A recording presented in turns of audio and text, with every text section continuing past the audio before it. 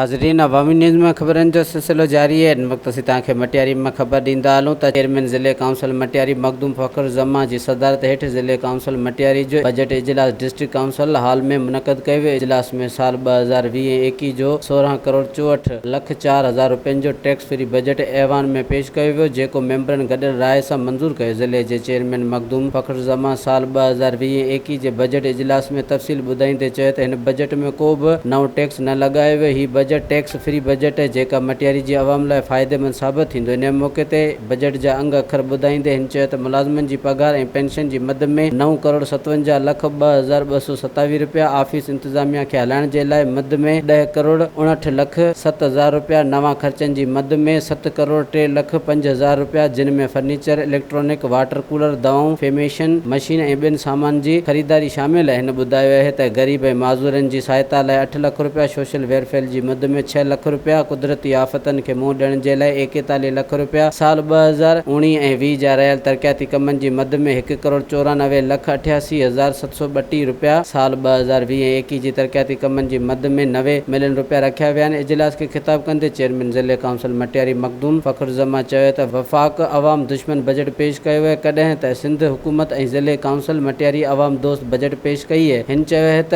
Corona virus जे हवाले सां front line ते कमु कंदड़ फ़ौज, रेंजर्स, पुलिस ऐं सिहत खाते जे अमलदारनि खे ख़राज तहसीन पेश करियूं था। वधीक ख़बरनि ऐं तफ़सील जे लाइ विज़िट कयो असांजी वेबसाइट awamiNewsHD.com ऐं ॾिसंदा रहो अवामी न्यूज़ HD।